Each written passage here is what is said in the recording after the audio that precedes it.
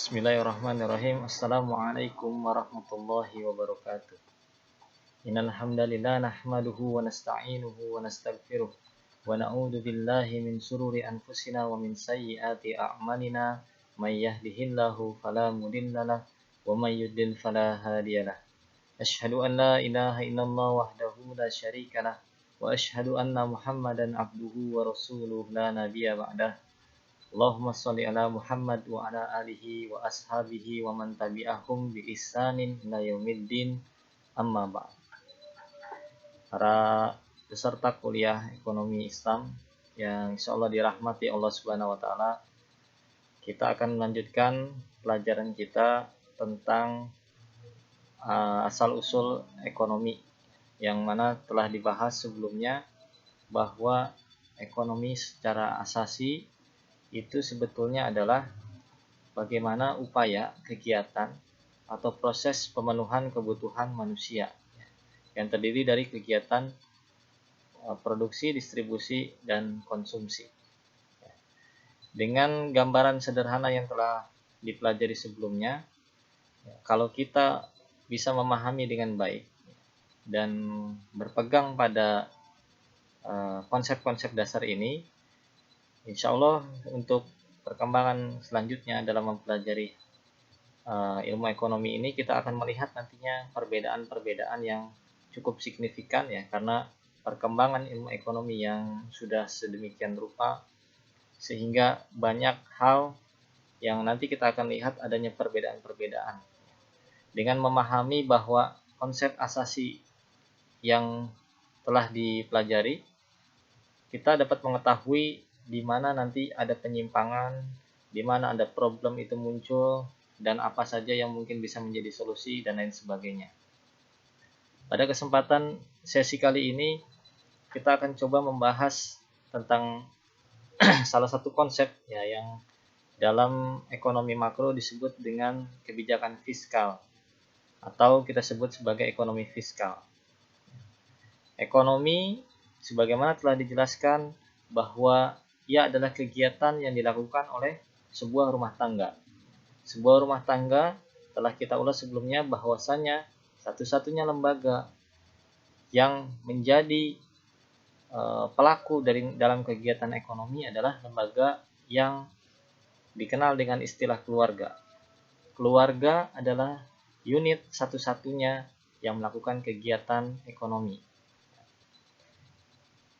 Setelah keluarga itu berkembang dalam perjalanan waktu, sejarah, perkembangan manusia, keluarga membentuk dalam satu lingkungan, membentuk masyarakat kecil atau komunitas yang kemudian semakin lama lambat laun semakin membesar. Kemudian dia membutuhkan aturan-aturan yang disebut dengan aturan sosial. Kemudian aturan-aturan sosial ini secara spesifik nantinya ketika dia berurusan atau mengatur dalam persoalan pemenuhan kebutuhan, inilah yang disebut dengan aturan ekonomi yang dibahas dalam ilmu ekonomi. Itu adalah gambaran ekonomi ya, yang dari asal usulnya kemudian ekonomi itu berkembang. Namun dalam pembahasan ekonomi makro, biasanya orang-orang ketika membahas ekonomi makro itu mempunyai definisi atau kita katakan titik tolak yang kurang tepat. Titik tolaknya adalah ketika mereka memulai definisi bahwa ekonomi makro itu adalah ekonomi yang membahas aktivitas kenegaraan. Dasarnya dari bahwa negara adalah keluarga yang besar atau rumah tangga yang besar. Dengan tanpa memperhatikan, sekali lagi ketika menyebut negara sebagai ekonomi makro, ya, aktivitas negara sebagai aktivitas ekonomi makro atau pembahasan ekonomi makro adalah kegiatan yang dilakukan oleh negara tanpa memperhatikan konsep negara yang ada, atau ada perubahan dan perubahan konsep bernegara, atau kita bisa katakan bahwa konsep negara itu adalah konsep yang belakangan muncul atau baru muncul, yang kemudian ditempelkan dalam pembahasan ekonomi. Kenapa saya katakan demikian? Yang pertama, konsep negara yang dikenal sekarang adalah konsep negara modern, ya, yang biasanya sudah memiliki prasyarat sebuah wilayah, kemudian ada sistem pemerintahan, ada sistem pertahanan yang berupa militer, kekuatan militer, dan ditambah lagi dengan kepolisian. Kemudian ada konsep kewarganegaraannya. Ini agak berbeda atau menyimpang dari konsep sebelumnya bahwa yang ada di dalam masyarakat itu adalah keluarga-keluarga yang berkembang. Artinya mereka punya ikatan biologis, ikatan keturunan, ikatan emosional, ikatan sosial yang kuat. Bukan yang tidak saling mengenal, kemudian membentuk sebuah pemerintahan. Konsep keluarga yang berkembang ya menjadi sebuah kabilah, kemudian menjadi suku-suku, kemudian menjadi kalau yang versi tradisionalnya ada tribalisme, ya, kemudian membentuk yang disebut sebelum negara itu ada kerajaan, ya. Sebelum kerajaan atau yang bentuk yang lebih kecil lagi itu namanya adalah disebut dengan chiefdom, ya, atau kumpulan dari kepala-kepala suku yang bersepakat membentuk satu aturan bersama. Perbedaannya bisa kita lihat dari ikatan emosional, ikatan sosial yang ada, yang mana kepala pemerintahan, kepala keluarga, kepala suku, kepala adat, itu orang-orang yang betul mengenal daerahnya, mengenal wilayahnya, mengenal semua anggotanya, yang dia memang adalah orang tua, ya, bagi seluruh anggota sukunya, bagi anggota kabilahnya dia adalah orang tua, dia adalah pengatur, dia adalah orang yang mengayomi, yang bertanggung jawab terhadap kehidupan para anggota seluruhnya. Dia bukanlah orang yang dipilih oleh kumpulan unit-unit kecil tertentu yang seperti yang terjadi dalam konsep negara modern sekarang, ya, yang mana konsep keluarga bergeser menjadi konsep keluarga inti atau nuclear family, ya, hanya terdiri dari orang tua dan 2 orang anak dalam sebuah tempat, yang kemudian dia bertetangga dengan orang yang juga tidak ada hubungan nasab, tidak ada hubungan kekeluargaan sama sekali. Kemudian mereka mengumpulkan suara terbanyak untuk memilih pemimpin yang juga tidak mereka kenal, tidak memiliki ikatan emosional, ikatan primordial, ikatan asli, ikatan fitri yang menjadikan sebuah pengaturan dan kebijakan itu menjadi lebih bertanggung jawab dan lebih sifatnya lebih kuat. Konsep negara yang ada berbeda, ya, konsep negara yang ada sekarang berbeda dengan konsep pemerintahan yang tadi telah saya sebutkan, ya, dari keluarga kemudian menjadi kabilah, suku, chiefdom, ya, kemudian menjadi kesultanan atau kerajaan, yang mana mereka memang ketika menjadi penguasa memang mereka berasal dari keluarga yang paling tua atau yang paling kuat, dan mereka bertanggung jawab terhadap wilayah mereka, bukan orang yang mencari keuntungan, dan bukan lembaga kesultanan kerajaan ini bukan lahir dari perputaran modal, tidak terkait dengan perkembangan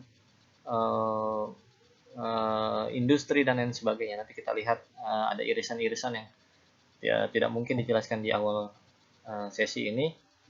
Yang jelas kita sekarang sampai pada adanya pembedaan antara negara yang sifatnya modern sekarang, yang terjadi sekarang, negara demokrasi, negara yang bersifat nation state, ya, dengan konsep kebangsaan yang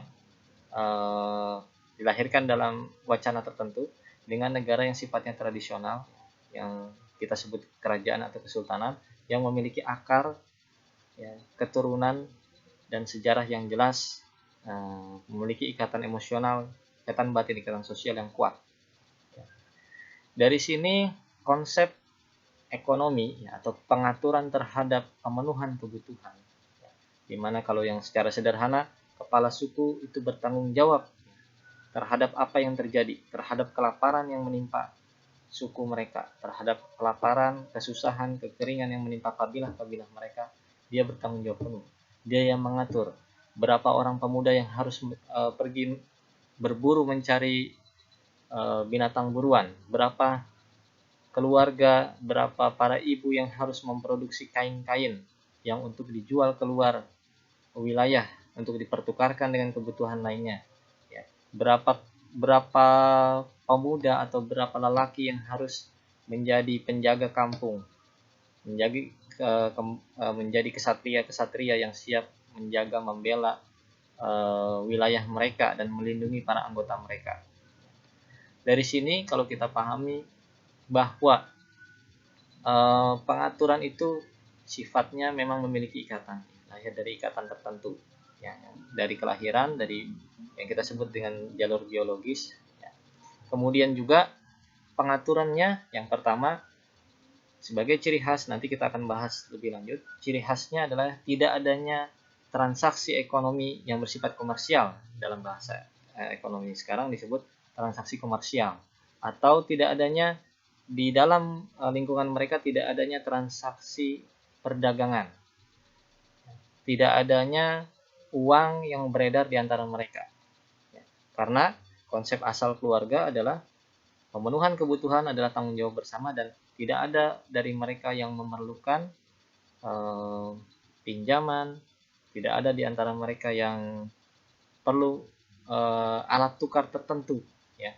Dimana ketika satu keluarga merasa kekurangan, keluarga yang terdekat, ya, atau rumah tangga yang terdekat yang merupakan bagian dari kabilah atau suku atau chiefdomnya itu akan memenuhi kebutuhannya. Sekalipun yang dilakukan adalah proses pinjam meminjam, kan, seperti itu, mereka meminjam, tentu kalaupun tidak diberi mereka akan mengembalikannya dalam jumlah yang sama, dan ini masih berlaku di beberapa dusun atau perkampungan di daerah kita mungkin yang masih memiliki tradisi jika ada hajat tertentu, ada perayaan tertentu harus meminjam sekarung beras, nanti akan dikembalikan dalam bentuk sekarung beras. Dalam praktek kehidupan sehari-hari mereka tidak memerlukan adanya transaksi yang sifatnya komersial, dan tentu saja tidak ada motif keuntungan di antara mereka. Karena mereka adalah saudara, mereka adalah saudara, mereka adalah kerabat, mereka adalah anggota komunitas, anggota masyarakat, anggota suku, anggota kabilah, dan anggota chiefdom. Mereka adalah warga, ya, dalam pengertian anggota, warga dari sebuah kesultanan yang hidup bersama, ya, saling berbagi, saling melindungi, saling memenuhi kebutuhan. Tentu saja di sini yang tadi saya katakan, tidak adanya aktivitas perdagangan komersial atau transaksi komersial, tidak diperlukannya alat tukar tertentu, ya, alat tukar tertentu yang kita sebut sekarang sebagai uang, atau yang lebih tepat adalah mata uang, currency. Ketika kehidupan berkembang, masyarakat semakin kompleks, ya, wilayah semakin luas, kemudian di situ ada beberapa keluarga yang bergabung, yang ketika masuk pada fase chiefdom dan kesultanan atau kerajaan, ya, setelah kabilah yang lebih luas, ya, chiefdom itu terdiri dari beberapa suku yang mungkin di antara suku itu punya kesepakatan tapi tidak memiliki ikatan batin, ikatan emosional, dan ikatan biologis, sehingga di antara mereka tidak ada proses atau tidak ada namanya sifat saling menanggung dalam pengertian tanggung jawab penuh. Mereka hanya saling bekerja sama, saling melindungi berdasarkan batas-batas kesepakatan dan proses saling tolong-menolong saja. Bukan merupakan kewajiban asasi dilakukan, misalkan kalau dalam sejarah chiefdom yang ada di Madinah, misalkan suku Aus dan Khazraj, misalkan yang tadinya perang, kemudian diikat dalam satu ikatan Islam, kemudian mereka berusaha saling tolong-menolong, ya, mempersaudarakan diri di antara mereka. Tentu saja pemenuhan kebutuhan bangsa Aus tidak ditanggung oleh bangsa Khazraj atau suku Khazraj. Demikian juga bangsa Muhajirin dan Ansor, ya. Bangsa Ansor sudah hidup bersama sebelumnya, dia memenuhi kebutuhannya. Kemudian bangsa Muhajirin datang, dia ditolong. Dari Mekah dia ditolong, dan artinya dia tidak punya secara fitrah, tidak punya tanggung jawab sebetulnya. Tapi karena sesama ada plus tambahan. Nah, di sini perbedaannya Islam bisa menguatkan ikatan keislaman, bisa menguatkan dan lebih bisa mengalahkan ikatan-ikatan darah. Tanpa ikatan keislaman, ketika ada suatu suku bergabung atau memiliki kesepakatan, maka mereka hanya akan membantu. Di sini berdasarkan perjanjian, dan sangat memungkinkan nantinya dibentuk pasar dan alat tukar di antara sesama mereka. Di situ baru memungkinkan, ya, dalam satu chiefdom antara suku memiliki pasar tempat mereka bertemu, saling bertukar kebutuhan yang lebih, dan di situ mungkin terjadinya alat tukar menjadi sangat lumrah dan sangat memungkinkan beredarnya yang disebut dengan mata uang. Ini perlu dipahami karena dalam konsep fiskal pertama kali dibahas ketika sebuah negara atau sebuah kerajaan, ya kita berusaha meskipun berbeda kita apple to apple kan, kita bandingkan sama bahwa kerajaan dengan negara demokrasi itu sejajar posisinya. Mereka membutuhkan dana operasional untuk menggerakkan roda pemerintahan. Sebuah pemerintahan, pengaturan, ya, kekuasaan membutuhkan biaya, dan biaya itu belum tentu bisa ditanggung sepenuhnya oleh keluarga yang terkuat atau keluarga yang memegang kekuasaan, ya. Sehingga dari sini muncullah apa yang disebut dengan pajak. Dari sini muncullah apa yang disebut dengan pajak, atau diambilnya sebagian harta dari anggota masyarakat, dari anggota negara, dari warga negara untuk memenuhi atau untuk menghidupkan roda pemerintahan yang dilakukan oleh pihak yang berkuasa. Diambilnya harta mereka sebagian sebagai kompensasi dari perlindungan dan penjagaan, serta kalau kita mau masukkan konsep lain bahwa pajak ini adalah kewajiban dari setiap warga negara terhadap negaranya. Ini mirip dengan konsep zakat sebetulnya kalau dalam Islam, punya kewajiban. Tapi kalaupun tidak ada kewajiban, ya, misalkan kita pakai teori yang lain, maka pihak penguasa itu merasa memiliki hak untuk mengambil atau meminta harta dari orang yang dikuasai atau yang dilindungi, dari orang yang dijaga.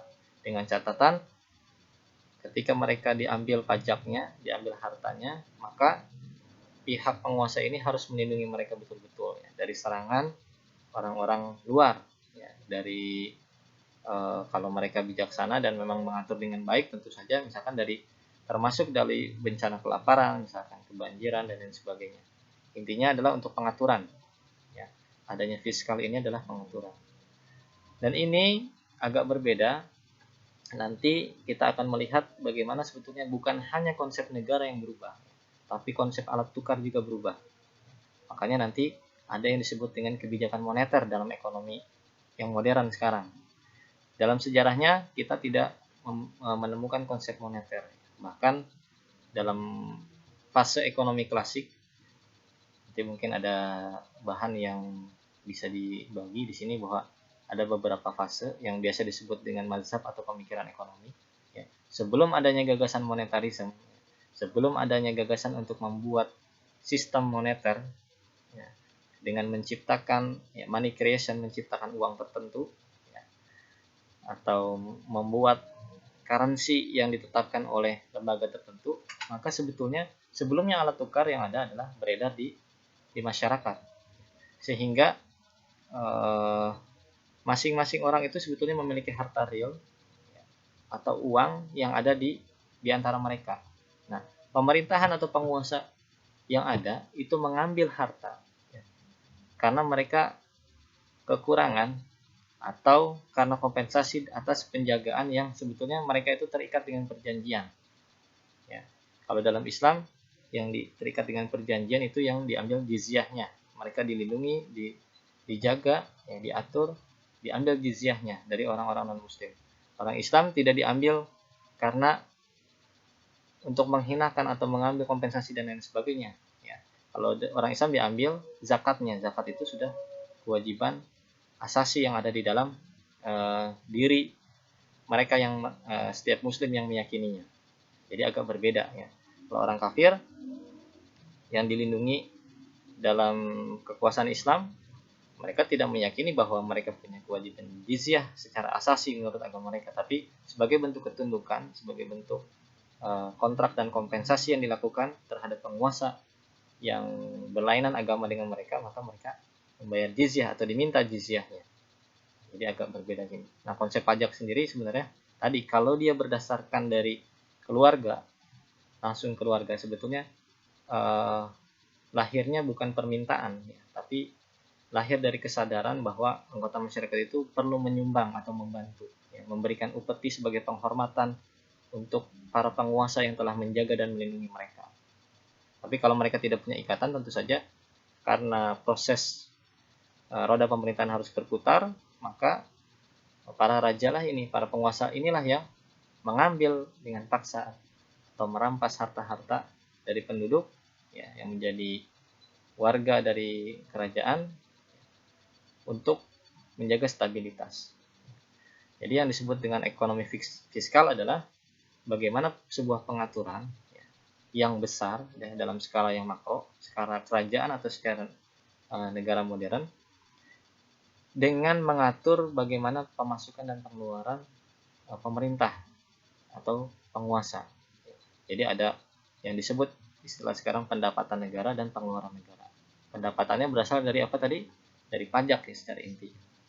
Adapun nanti dalam pembahasan ekonomi Islam yang secara rinci, kita punya pembahasan tentang zakat, jizyah, sedekah, infak, wakaf, ya, usyr dan lain sebagainya. Ya. Sampai di sini poin penting yang harus kita pahami, ya, adalah adanya perubahan konsep negara yang disandarkan pada pembahasan ekonomi, sehingga ekonomi yang membahas rumah tangga keluarga tadi bergeser menjadi ekonomi yang membahas sebuah negara. Sementara negara sendiri lahir dalam konsep yang modern, ya, lahir dari kesepakatan keluarga-keluarga kecil, ya, nuclear family, yang kemudian di sana ada perputaran kekuasaan dan modal untuk menjalankan roda pemerintahan untuk melangsungkan kehidupan mereka. Demikian, mudah-mudahan bisa dipahami dengan sebaik-baiknya. Kurang lebihnya mohon maaf. Kita diskusi di kolom komentar. Billahi taufiq wal hidayah. Assalamualaikum warahmatullahi wabarakatuh.